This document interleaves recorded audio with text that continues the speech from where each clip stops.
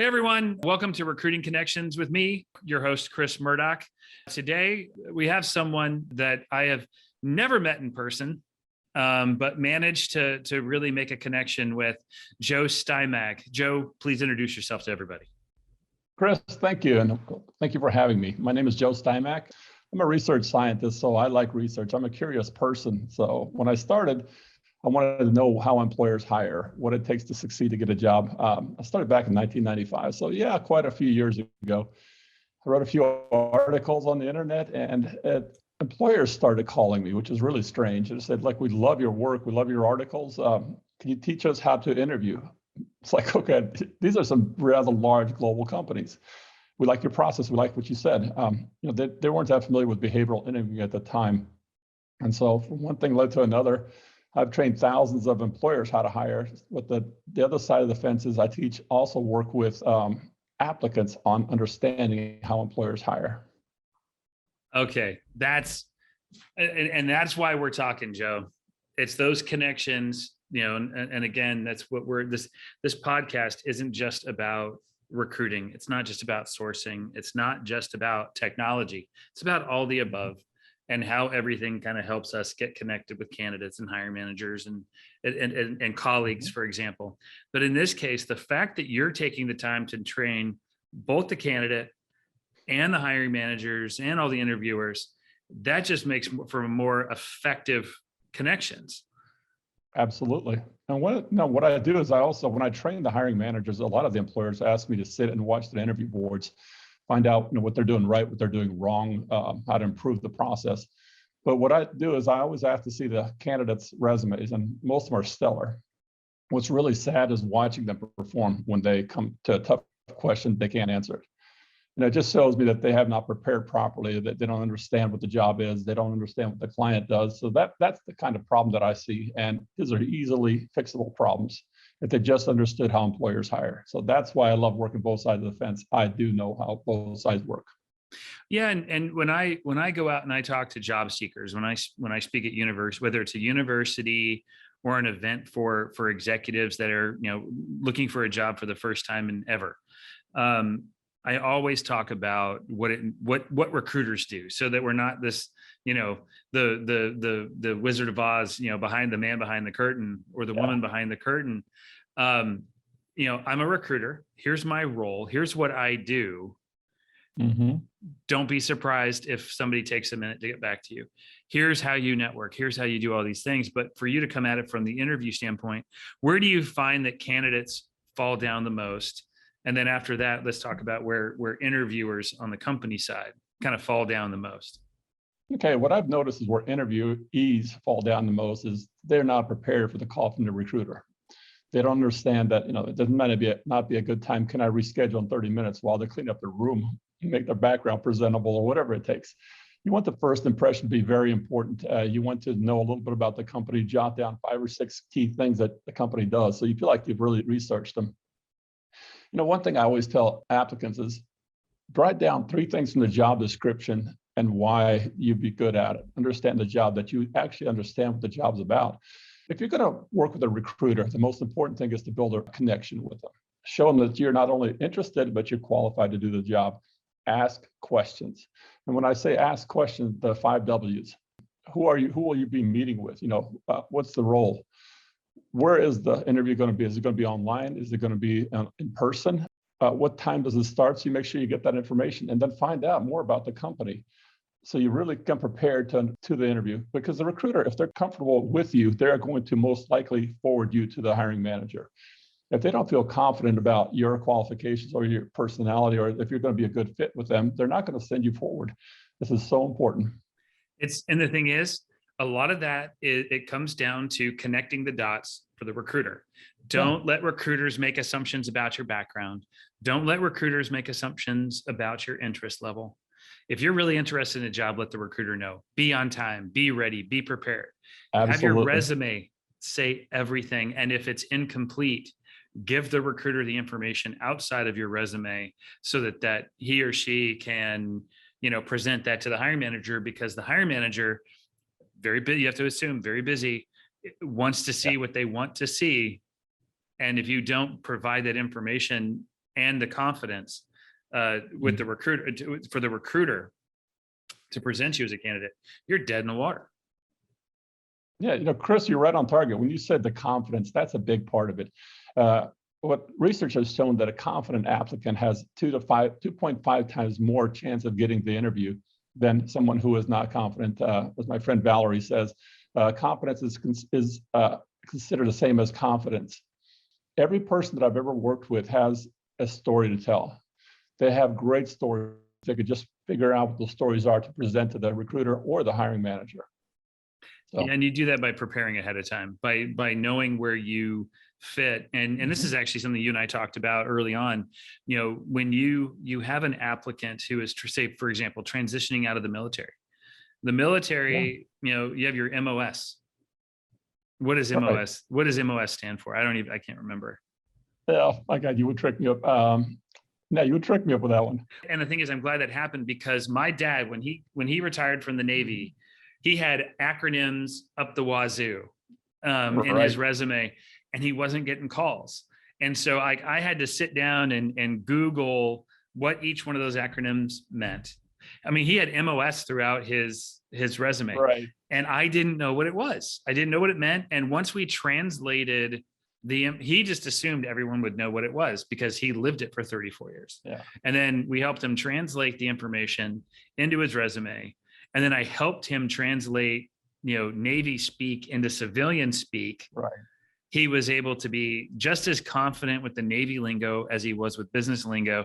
And he landed a really fun job for himself upon retirement. So that's part of it. Yeah, it's a specialty, basically what it is. Sorry, Chris. No, go ahead.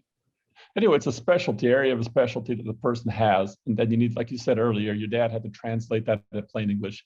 The way to do that is prepare through the questions. That's why we developed Interview Ready for applicants, because it's a tool that lets you create a custom set of interview questions for each position.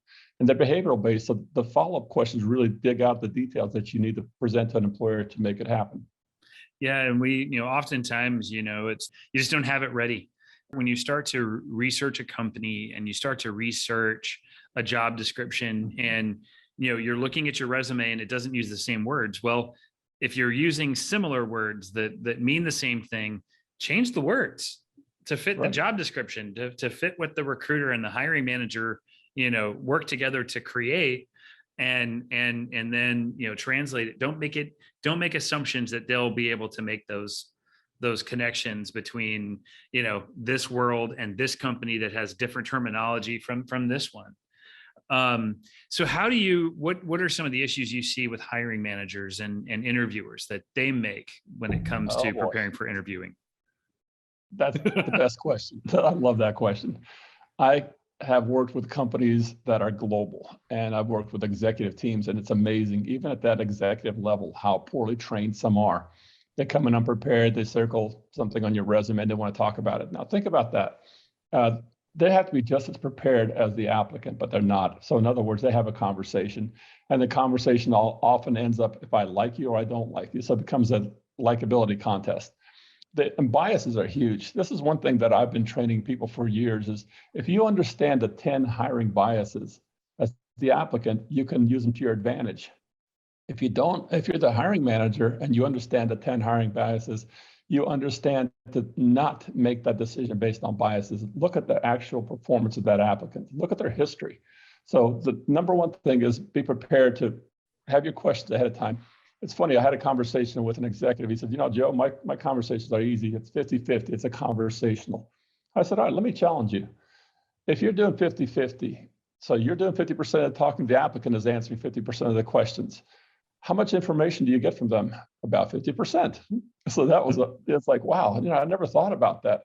Right? If your questions aren't related to the job, you're missing information that's relevant. So what I tell them to do is find the top 10 things they must absolutely cover and write questions on that. And that's why we created an interview builder tool that does all that for them very quickly. The other problem is since they're not focused, they're not listening. So let's say, since it's a conversation, you don't have your questions ahead of time. So now while the applicant is answering, you're thinking of your next question, subtract another 10 to 20% of the information yield. All right. So at the end, what you're doing is you're basically making a gut instinct decision. Say, well, I heard a lot. So, I guess they're good or bad, or if I really like them, or I think they'll be a good fit. But you really have not made a good decision. My clients, hiring managers, I tell them, look, you need to talk 10, listen 90. Let the applicant have the floor. Now, there's another advantage. It's the first time the applicant feels valued and heard. That's another huge plus. That's one thing that employers don't do well. They talk too much. What I teach them to do is become a strong buyer. Let the applicant tell you and earn the right to work for you. So that's some of the easiest things. I love, this is one of the first times I've heard somebody really talk about that interviewers need to be just as prepared as a job seeker or a candidate, because I think this is where companies may talk the talk about having an inclusive interview process. They might talk about being in having a great culture, open culture, but really you start really presenting that when you are interviewing people. That's their first, and that's their first foray into understanding who you are as a company, because as a hiring manager or as an interviewer, you are the company at that point. And if you're not prepared, the candidates are going to walk away without feeling like valued or heard, like you said. I think that is that right there is probably what 95% of the battle, just getting people to understand that part. Biggest missing piece that I've seen across the board is testing the offer. Do you know what that is? No. Testing the offer. Okay. I learned this from Bill Smith at Hewlett Packard. He said, Joe, we used to send out job offers and we were surprised when we had a rejection that the candidate turned us down. So why did we not know that ahead of time? What are we missing? So I started researching, and the idea came up with testing the offer. Why don't you ask the applicant, if I would extend a job offer to you today, what one hesitation or reservation would you have in accepting? What that does is, this is what I call the pre-close. Yeah. I again, this comes back to the same thing as the MOS. I have it in my head as a pre-close. I didn't make the connection that it was all testing the offer was the same. Absolutely. This is why preparation and understanding. The problem is this: most people get promoted to a hiring manager status, and very few actually are trained on how to do it. This is why when we created Interview Builder, you can complete the online self-paced training in about 2 hours. It covers all the key points, what you do about listening, focusing the interview, identifying your hot targets, asking the behavioral questions and the follow-up questions, and basically just steering the conversation. Drag out the information from the applicant. And the applicant who's had the interview ready side has practiced all these questions, have practiced their answers out loud. I cannot emphasize enough the importance of practicing the interview answers out loud. It's not that hard to figure out what you're going to be asked. The job description is a wonderful tool. They tell you in the bullet points, this job requires excellent communication, interpersonal effectiveness, fit with team, whatever it says, click, click, click, and you can build a custom interview just by those points right there. There are always times, as a recruiter, when I kick off a project with a hiring manager, I always ask, what's not on the position description? And, the best companies that hire, they're like, it's all there. Everything we're looking for is on there. It's those that, have just kind of copied and pasted a position description, from an HR file or from from Indeed and just made it theirs. They tend not to be as prepared or as clear. And so you end up having to adjust things. When it comes to ultimately affecting change with these interviewers, sometimes it just doesn't work, or it takes a little longer to get there. What's the process you typically recommend or you follow to get hiring managers that still follow on with ego? Like companies like Google, they're always like, but we're Google, everybody wants to work here, or or I'm at this hot startup, everybody wants to work here, and they take it for granted.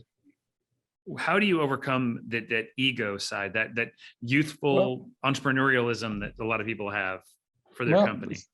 Very important is that there has to be a process in place, an easy to implement process. I've trained over 12,600 hiring managers. I love it. And they come back and tell me 7 a.m. I got a call from a class I just taught before a couple of days ago. The person doing the interview calls me back. My God, Joe, this is amazing stuff. I can't tell you how easy this interview was to figure out which of the 5 candidates we should extend a job offer to. Okay, so what did you do? I just followed the script because it's for the first time. I didn't have to worry about, am I asking the right questions? I controlled the interview. I led the conversation and let the applicant tell me, fill in the blanks for me. I realized who was the best right off the bat, and then validated through every interview question from then on. It made it super easy. This is what hiring managers don't get. The process is easy if you have a process. Anything else than that, it's going to be a tough, long day, and you're going to overtalk. You're going to stray into something that's not desirable. For example, I had a client said, Joe, I got to tell you about something that happened years ago. We had a Middle Eastern lady come in, and one of the questions, I had the script. I knew I was supposed to do that. I was trying to be polite. And what I did, I asked, would you be needing any religious accommodations? And she goes, are you asking just me, or do you ask everyone that question? He said, oh man, I knew right there something's going to be. And it was a bad mistake. He meant nothing by it. He was very generous about it. And it ended up costing significantly. So, stick to the script. Lawyers are going to ask you, hey, let's see your questions. Are they relevant to the job? And did you ask each applicant the same question? So this comes to yet another connection that can be made. And the thing is, you were talking about bias, and I will ask you, offline, the link to the 10 interview biases.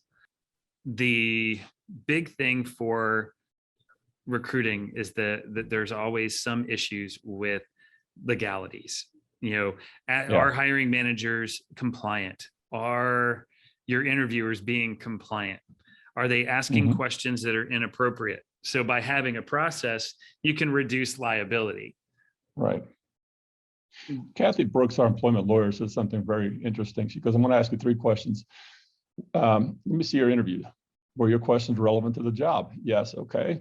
Did you ask each applicant the same question? Yes, I did. The follow-up questions are going to range based on what the applicant provides, so I don't have to ask everyone. How did you make a hiring decision? Well, we scored the answer compared to our high performer versus our low performer. So we have a metric. We have some kind of a scale that we circle. So what does a 5 mean? A 5 means they're just like my high performer. And at the end, how did you make a hiring decision? Well, we tallied them up, ranked order them, and extended the job offer to the person that got the highest score in there. So that's a simple process. And that's going to be hard to beat because you showed that you were trying to minimize bias. You let the applicant do that, and you had a benchmark somewhere along the way. Yeah, and then there's always the pratfall if the benchmark creates ageism. If the high performer, happens to be single, no kids, they're going to be able to put in a lot more time than somebody who is married with kids. So there's always all these these things, but anything you can do to mitigate risk, and to the company, to the hiring manager, it also creates a more inclusive and non-biased interview process. Right. The one that's what you said here, the unbiased process. I tell people, use the phone. You can't see the other person. You don't have the visual bias right off the bat. That's a big influence. We see people right off the bat visually. Do we like them? Do we not like them? Something about them that turns them off. There's a little part of the brain called the amygdala that processes up to 40,000 pieces of information instantly, whereas you personally can do about 50. So it tells you, okay, this person already looks the part. I tell applicants the most important 2 pieces are the beginning and the end. And the middle kind of gets forgotten. So remember, make a great impression. Do not give them any reason not to like you. And at the end, ask great questions, because that shows you really are a thoughtful person. So those are kind of tips that I like. Yeah, and as an interviewer, being one of the things that doesn't happen very often that I think probably should, it's always expected that the candidate send a note saying thank you, whether it's handwritten or an email.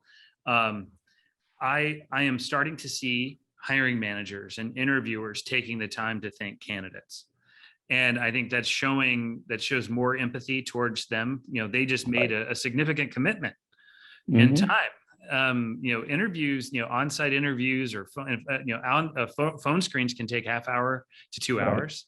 On-site interviews can be spread out over days and encompass hours of time off of another role, and taking the time to say thank you to the candidate personally. I think that really is another way to bring it back to that being an empathetic hiring manager, but also at the same time, just showing that you're a human and that you valued them. But calling back to the previous thing we talked about. Yeah, what you said, empathy is huge. Which company, if you had a chance between to work two equally competing firms, which one would you go? The one that's more empathetic, that gave you a chance to really get to know you, versus the one that was more robotic? Okay, just tell me what you know. Kind of, well, we're the employer, as you said earlier. The best ones are, you earned a job here, but I want you to get to know us too. Here's what we are. And in closing, what you said earlier was that the hiring managers have been sending thank you notes back. Some actually offer a gift, for example, a Yeti cup that, somebody that really qualified but was not quite selected. They may be a great fit for another role coming up. We don't want to lose that connection, because applicants are very difficult. They're expensive to get. So keep that relationship going. The same thing with the applicant. This is important. When you send a thank you note, don't just say thank you for seeing me, appreciate it, I'm really excited to work here. Before you end the interview, ask them, what one specific challenge are you working on that you would like to see the successful hire help you with? And then write that down. So when you go home and think about it, remember that the comment you made about the challenge? I'd like to propose the following. Let them see you already seeing yourself working there. That's huge. You can't teach motivation.